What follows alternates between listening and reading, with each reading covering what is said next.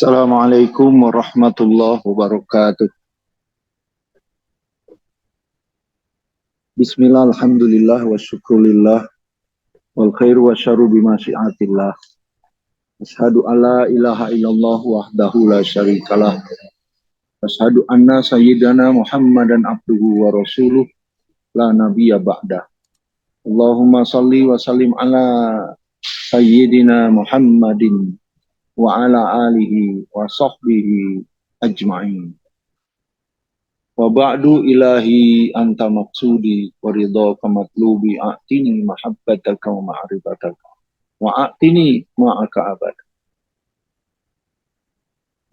Di hadapan Guru Agung Pangersa Abah Aos, kita doakan beliau selalu sehat, panjang umur, dan terus ditambah barakah karomahnya oleh Allah Subhanahu wa Ta'ala, sehingga kita berharap barakah karomah itu dia sampai kepada kita selaku muridnya. Al-Fatihah. Bismillahirrahmanirrahim. Maliki yaumiddin. Iyyaka nasta'in. Ihdinas siratal mustaqim, siratal ladzina an'amta 'alaihim ghairil maghdubi 'alaihim waladdallin. Ya, yang saya hormati para wakil talqin yang mungkin hadir pada manakib online sedunia sore hari ini. Nah, saya hormati juga para penggerak kegiatan manakib online sedunia ini, seperti Teh Susi, Ibu Kartini, dan lain sebagainya. Ya, saya doakan semoga terus diberikan keistiqomahan dalam menapaki jalan menuju Allah Subhanahu wa Ta'ala melalui Thariqat Qadiriyah Naqsyabandiyah, Pondok Pesantren Syariah. Bapak dan Ibu sekalian yang saya hormati, tidak terasa bahwa kita sekarang sudah berada di tanggal 1 Januari tahun 2023 Masehi.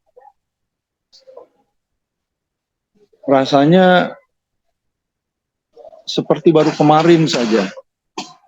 Tahun 2022 itu kita lalui dengan berbagai peristiwa, baik yang menyenangkan atau yang tidak menyenangkan, baik yang manis atau yang pahit. Karena sesungguhnya segala peristiwa yang kita alami di dalam hidup kita ini hanya terdiri dari dua saja, menyenangkan atau tidak menyenangkan,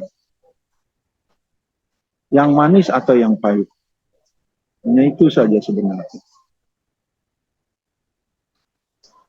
Dua jenis rasa yang kita alami terhadap segala apapun yang terjadi di hadapan kita atau yang terjadi pada diri kita, itu sebenarnya dari Allah juga.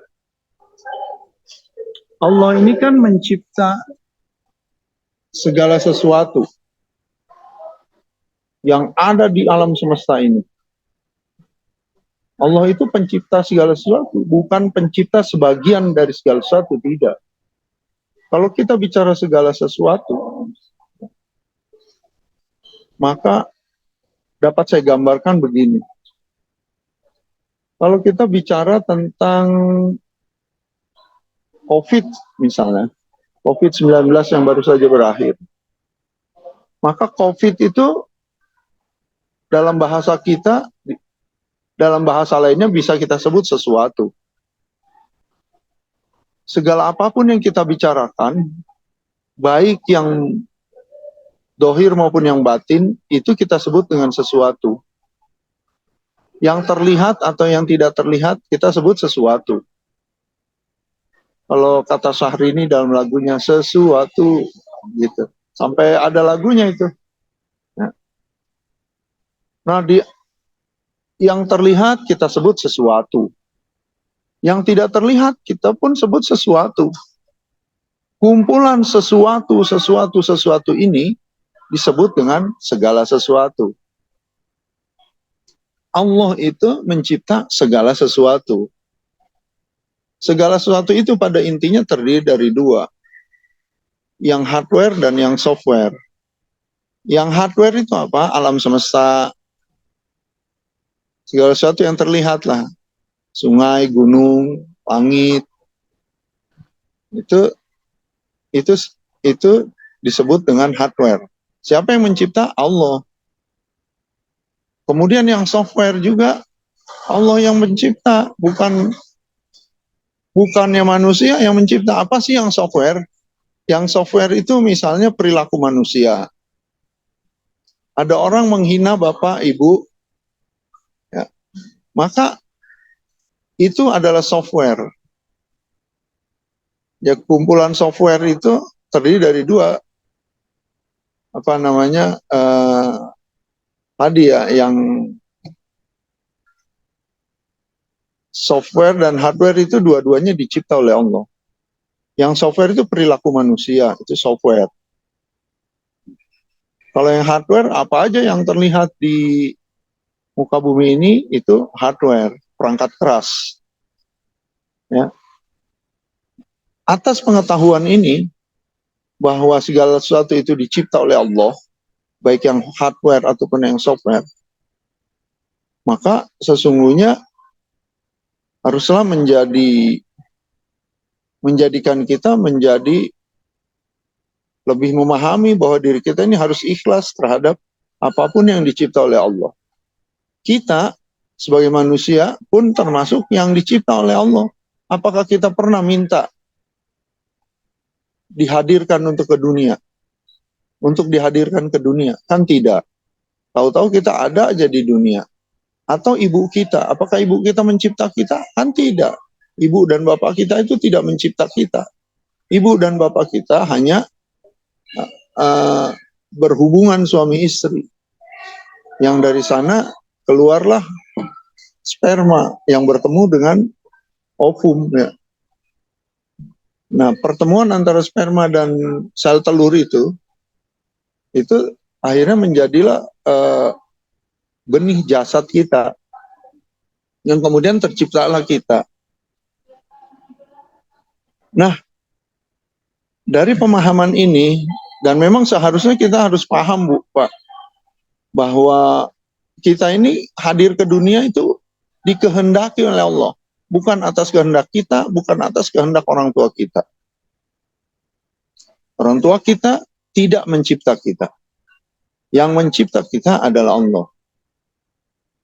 Itu hardware kita, ya. Yang softwarenya apa? Ruh kita siapa yang mencipta? Allah.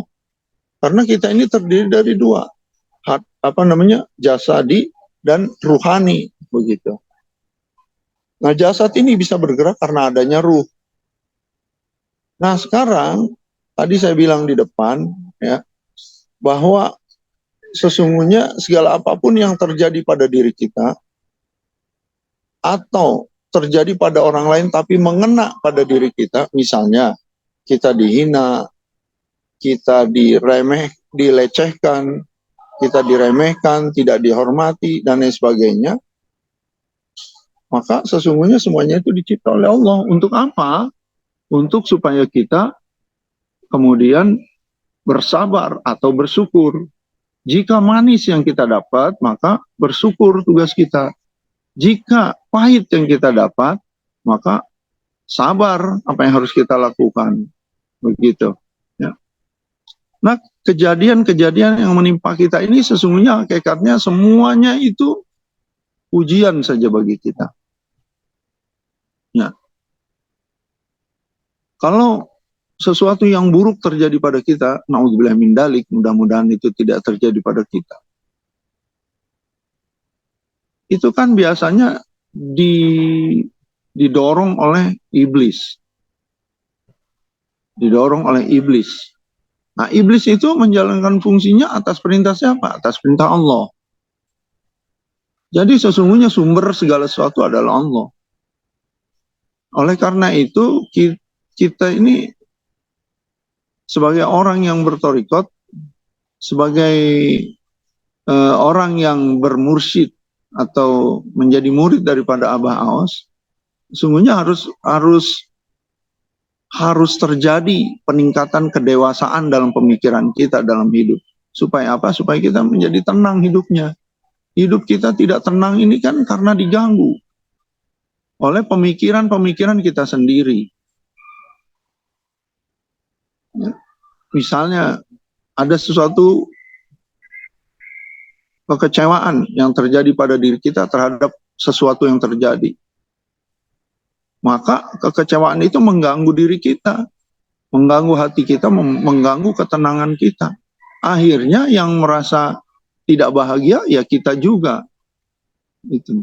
Oleh karena itu, maka sebagai murid Thariqah Qadiriyah Naqsabandiyah Pondok Pesantren Suryalaya dengan guru agungnya adalah Pangarsa Abah Aos, maka sudah berapa tahun kita berthariqat, haruslah terjadi peningkatan kedewasaan pemikiran dalam diri kita. Kalau tidak, maka kita akan terus diganggu dengan ketidakbahagiaan dalam hidup kita.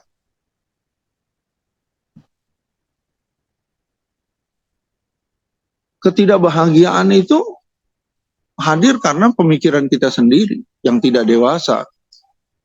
Ketika ada orang melecehkan kita misalnya, apa yang harus kita lakukan adalah sabar, bukan marah, bukan. Oleh karena itu di dalam TKN Suryalaya itu ada yang disebut dengan tanbih dari Abah Sepuh. Ya. Yang salah satunya adalah harus menyayangi orang yang membenci kepadamu. Kalimat yang kelima di butir tanbih itu, harus menyayangi orang yang membenci kepadamu. Kalau dalam hidup kita tidak pernah ada yang membenci, tidak pernah ada yang membenci diri kita, maka tidak akan pernah berlaku. Tidak perlu ditulis itu, harus menyayangi orang yang membenci kepadamu.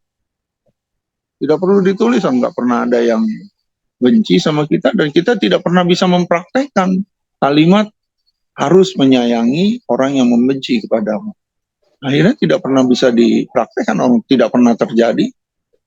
Nah, yang banyak terjadi pada kalangan ikhwan akhwat TKN ini adalah merasa tidak senang ketika ada yang membenci dirinya. Padahal sebagai murid daripada Abah Aos, Abah Anom, Abah Sepuh, maka ketika ada hal semacam itu, kita mesti cepat berpikir bahwa ini kita sedang diuji apakah kita bisa menerapkan kalimat harus menyayangi orang yang membenci kepadamu.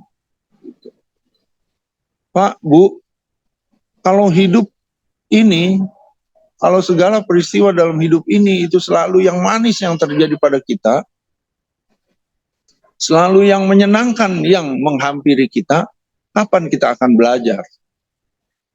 Bukankah kita ber-TKN ini, berthariqah Qadiriyah Naqsabandiyah ini, bukankah untuk mendewasakan diri kita? Bukankah kita ingin mendapatkan kebahagiaan? Tetapi kebahagiaan itu tergantung kepada sejauh mana kedewasaan kita dalam berpikir. Berpikir apa? Berpikir dalam menghadapi atau mencerna atau mencermati segala sesuatu yang terjadi pada diri kita. Segala sesuatu yang terjadi pada diri kita itu kan hakikatnya dua. Sesuai dengan harapan atau tidak sesuai dengan harapan. Kalau sesuai dengan harapan, rata-rata kita akan tersenyum. Tapi ketika tidak sesuai dengan harapan, sebagian kita mengeluh, komplain, bahkan mungkin unjuk rasa pada Tuhan. Yang tadinya biasa sholat tepat waktu jadi akhir waktu. Yang tadinya biasa rajin ke manakib, rajin ke pengajian, jadi tidak pernah hadir lagi. Kenapa? Kecewa sama Tuhan. Nah, itu tidak boleh begitu. Ya. Harus dipahami bahwa semuanya dari Allah dan kita akan kembali kepada Allah Subhanahu wa taala. Mau atau tidak mau. Walaupun kita dalam hati kita tidak mau kembali kepada Allah, akan terjadi juga kembali kepada Allah. Cuman prosesnya yang berbeda-beda. Ada yang kembali kepada Allah itu melalui neraka dulu, melalui siksa kubur dulu. Ada. Tapi kan kita tidak mau seperti itu. Oleh karena itu, panduan kita dalam hidup kita adalah guru kita, Pangarsa Abah Aos. untuk bisa menanamkan kedewasaan dalam hati kita atau dalam pemikiran kita, ini kan susah.